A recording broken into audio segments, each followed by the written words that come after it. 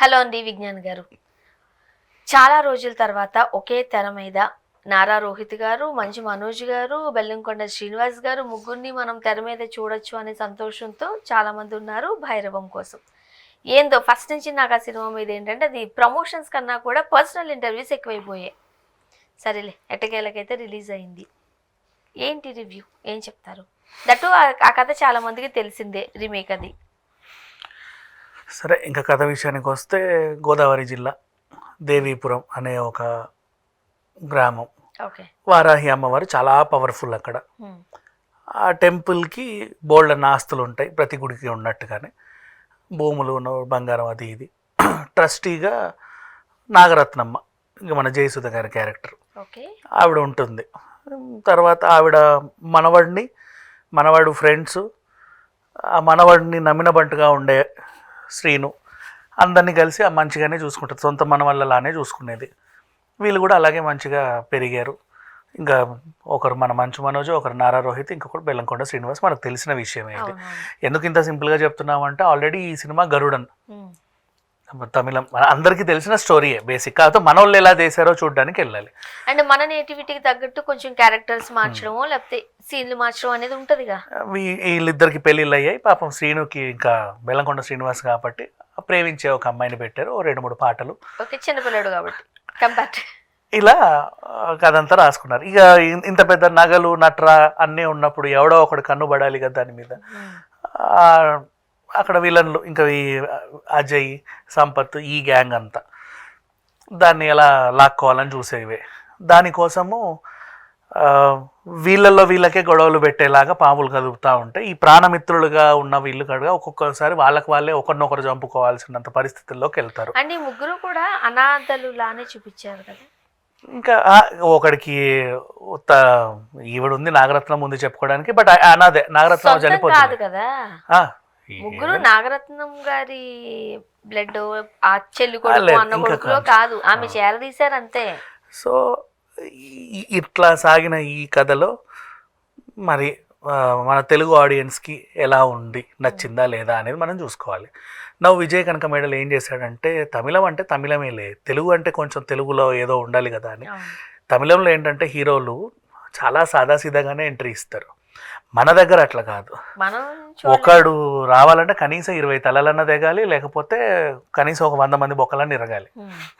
ఆ రేంజ్ లోనే ఎంట్రీలు ఇచ్చారు అందరూ, ముగ్గురు. నెక్స్ట్ మళ్ళీ ఇక్కడ అదేంటిది బ్యాలెన్సింగ్ ఎలా చేశారంటే, ముగ్గురు హీరోలను బ్యాలెన్స్ చేశాడు. తమిళంలో అట్లా ఉండదు, ఎవరి ఇంపార్టెన్స్ వాళ్ళకు ఉంటుంది.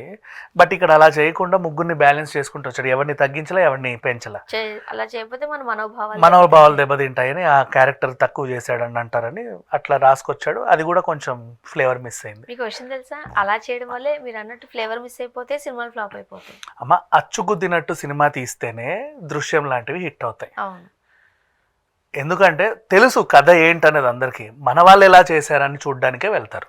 యాక్చువల్గా ముగ్గురు తోపులు ఎందుకైతారు చెప్పండి? ముగ్గురు తోపులు ఒక చోట ఉండలేరు. ఎందుకుంటారు? సాధారణంగా దాంట్లో ఒక నమ్మిన బంటు, మళ్ళీ ఆ నమ్మిన బంటు కూడా ఒకసారి యజమాని చంపే రేంజ్ కి వెళ్ళాలి. ఇలాంటి సినిమాల్లో అల్లరి నరేష్ గారు చూస్ చేసుకునే క్యారెక్టర్స్ నచ్చుతాయి. అవును, గాలి సీను చాలా చిన్న క్యారెక్టర్, అంటే క్యారెక్టర్ నిడివి గురించి మాట్లాడేది, ఈ ఫ్లేవర్స్ వీటి గురించి కూడా కాదు, ఇంపార్టెన్స్ వస్తాయి చూడండి.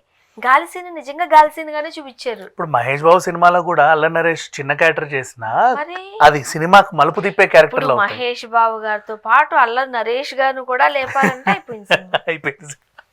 సరే, మహేష్ బాబు గారు అంటే పెద్ద హీరో అనుకుందాం, అక్కడ శర్వానంద్ కదా.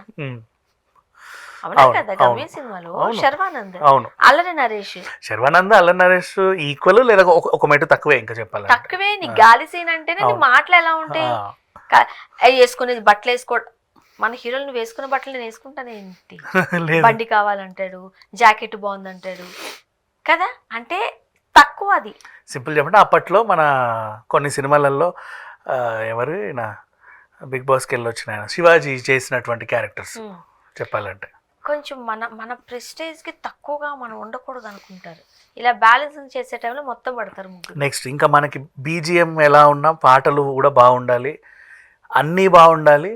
అంటే సినిమాని సినిమాలాగా ఉండనివ్వకూడదు.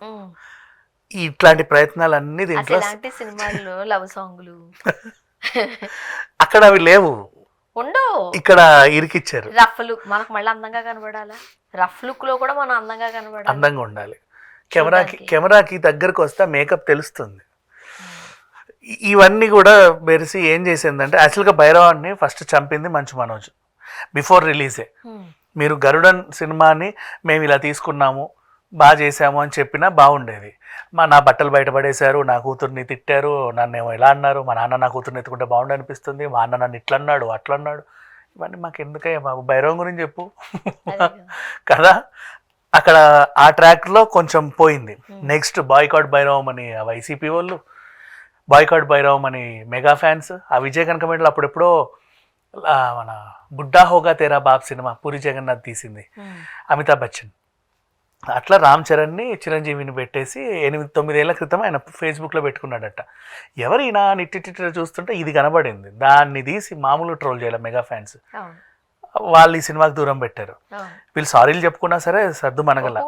నిన్న సాయంత్రం ఒకసారి నేను థియేటర్స్ చూస్తే మొత్తం అన్నీ గ్రీన్. ఓ పక్క కలేజాకున్న థియేటర్స్ కూడా దీనికి లేవు. సరే వాట్ ఎవర్, మొత్తానికైతే రిలీజ్ అయ్యింది. పోనీ రిలీజ్ అయిన తర్వాత మౌత్ టాక్తో అన్న కాంతార అలాగే వెళ్ళిపోద్దేమో అనుకున్నా. కార్తికేయ కాంతార అలాగే పోయింది. ఇంకొక 2 రోజులు మౌత్ టాక్కి ఏం లేదు అక్కడ కదా, ఏమీ లేదు. సో ఈ సినిమా ఫ్లేవర్ మీకు యాజ్ ఇట్ ఈస్గా కావాలి అంటే గరుడన్నే మళ్ళీ చూడండి. ఓటీటీలో ఇన్ కేస్ అవైలబుల్లో ఉంటే తెలుగు మాతృక కింద సబ్ టైటిల్స్ లేదా తెలుగులో డబ్బై ఉన్నా చూడండి. అంతమించి ఇంకేమీ చేయలేదు. అంటే వాళ్ళు హీరోల్ని చూస్ చేసుకోవడం కూడా అలానే ఉంటుంది. మంచి వాళ్ళనే చూస్ చేసుకున్నారమ్మా. బెల్లంకొండ శ్రీను నిజంగా చెప్పండి గత సినిమాల కంటే బాగా పర్ఫామ్ చేశాడు. నారా రోహిత్ బాగానే చేశాడు, మంచు మనోజ్ కూడా బాగానే చేశాడు. వీళ్ళని మనము ఒక రకంగా చెప్పాలనంటే ఆ పర్ఫార్మెన్స్ లో పేరు పెట్టడానికి లేదు, బాగా చేశారు. మనం ట్రైలర్లోను అప్పుడు చూసినప్పుడే మనం మాట్లాడుకున్నాం కూడా. కానీ ఇక్కడ ఈ ఇంపార్టెన్స్లు, కథలో మన నేటివిటీ తగ్గట్టు 2-3 లవ్ సాంగ్లు, ఇక్కడ కథ చెడిపోతూ ఉంటుంది. నెక్స్ట్ ఏమో మొత్తానికైతే ఏదో చేసేసారమ్మా, అతుకుల బొంతలాగా తయారైపోయింది. బేసిక్ స్టోరీ అందరికీ తెలుసు, ట్రైలర్లోనే స్టోరీ కూడా అర్థమైపోయింది. ట్రైలర్లోనే మనం చూసాం నగలు అమ్మవారిది మనం దొబ్బేద్దామని వీళ్ళు అనుకునేది, హీరోలు నిలబడడం, గుడిని కాపాడుకోవడం. బట్ వాట్ ఎవర్, మిస్ అయిపోయింది ఫ్లేవర్ అంతా కూడా. ఎంత ఇవ్వచ్చు అంటారు రేటింగ్? ఇంకా ఈ సినిమాకి ఇంకా రేటింగ్ ఏమి ఇస్తామమ్మా, రీమేక్ సినిమాకి. ఓకే చూద్దాం. Thank you.